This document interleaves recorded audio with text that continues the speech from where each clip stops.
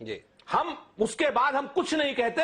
अगर आपने ये निकाल दोगे कि उन्होंने विदेशी मदद मांगी है, तो निश्चित तौर पर भारतीय जनता पार्टी जो कहेगी वो सच है। जी।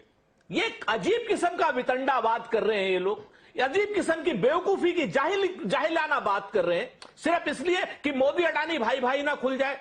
तो जो सुरेंद्र जी का यह कहना है कि राहुल गांधी ने कुछ भी आपत्तिजनक नहीं कहा। सारा प्रपंच इसलिए रचा जा रहा है कि अडानी के साथ देश के प्रधानमंत्री के तथाकथित रिश्तों को लेकर कलही न खुल जाए। अब ऐसे में दोनों पक्ष अपने अपने तर्कों के साथ मौजूद है, पर हमारे बीच में एक शख्स ऐसा है जो निष्पक्ष है। हमारे साथ में रमेश शर्मा जी। रमेश शर्मा जी, आपसे जानना चाहेंगे, राहुल गांधी ने भाषण लंदन में दिया। भारतीय जनता पार्टी के तमाम नेता हमको यह बताते रहते हैं कि देखो राहुल गांधी को कोई गंभीरता से नहीं लेता। इसमें देश के कानून मंत्री किरण रिजिजू तक शामिल होना है, कि कोई गंभीरता से नहीं लेता। आज शिवराज सिंह चौहान कर्नाटक में पहुंचे, वहां पर भी उन्होंने बयान दिया कि देखो राहुल गांधी जो है ना, वो मंद बुद्धि बालक है, 5 वर्ष के बालक जैसी उनकी मति या बुद्धि है। पर एक बात बताइए रमेश जी, एक तरफ कहते हैं कि अब उनकी बात को गंभीरता से नहीं लेते, हम क्या, कोई भी नहीं लेता। दूसरी तरफ उनके बयान को लेकर 4 दिन से इस देश की संसद को नहीं चलने दे रहे। समझ नहीं पा रहा मैं किस बात पर यकीन करूं। राहुल गांधी को बहुत गंभीरता से लेना चाहिए या नहीं लेना चाहिए, या सुरेंद्र राजपूत की बात को गंभीरता से लेना चाहिए? मामला दूसरा है, वो मामला कहीं सिरे ना पहुंच जाए, इसलिए इस मामले को पकड़े हुए हैं। क्या कहते हैं रमेश जी? निश्चित रूप से सबसे पहले तो जो आपने कहा कि सुरेंद्र राजपूत जी ने, निश्चित रूप से मैं बहुत दिनों बाद कांग्रेस प्रवक्ता जी को ऐसा सुन रहा हूं कि बिल्कुल उन्होंने बिंदुवार और तसल्ली से जो बात प्रस्तुत की है, ये बहुत दिनों बाद मैं किसी कांग्रेस प्रवक्ता को टीवी पर देख रहा हूं, तो इसके लिए मैं उनकी प्रशंसा करना चाहूंगा कांग्रेस प्रवक्ता जी की। दूसरी बात, मैं इस पर यकीन नहीं करता कि लोग कहते हैं कि राहुल गांधी को कोई गंभीरता से नहीं लेता।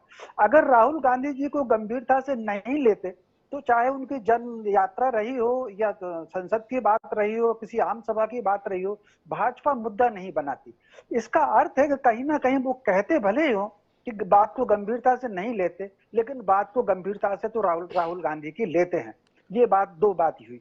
लेकिन एक तीसरी बात, राहुल गांधी जी ने जो विदेश में बात की, उनकी 2 बातों को लेकर के मुझे भी आश्चर्य हुआ, और वो बात उनको वहां नहीं कहना चाहिए।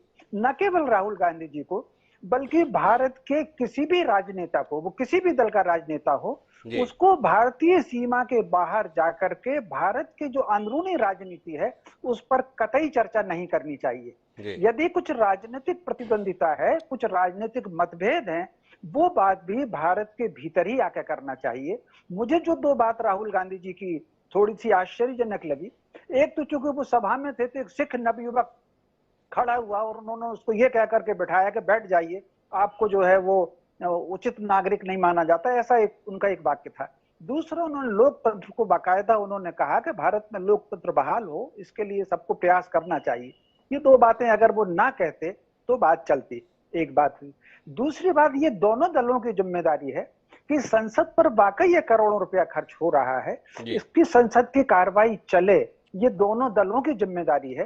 पिछले कुछ दिनों से मैं राजनीति में एक बड़ी गिरावट सी देख रहा हूं। आमतौर पर जब मैंने पत्रकारिता आरंभ की थी तो मैं बाकायदा ये देखता था कि पत्रकार वार्ता के बिंदु अलग होते थे राजनीतिक दलों के, आम सभा के बिंदु अलग होते थे, और संसद के बिंदु बिल्कुल अलग होते थे। अब अगर देखें तो संसद में भी वही बात हो रही है, आम सभा में भी वही बात हो रही है, और पत्रकारों के बीच में भी वही बात हो रही है। निश्चित रूप से ये कहीं ना कहीं राजनीति की गिरावट की ही बात कही जाएगी।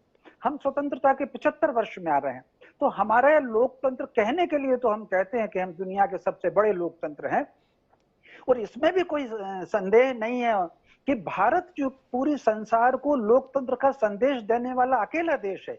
जब पूरी दुनिया बिना कपड़ों के घूमती थी तब भारत में लोकतंत्र था, इसका उदाहरण है। लेकिन उसके बाद, स्वतंत्रता के बाद जिस तरीके से गिरा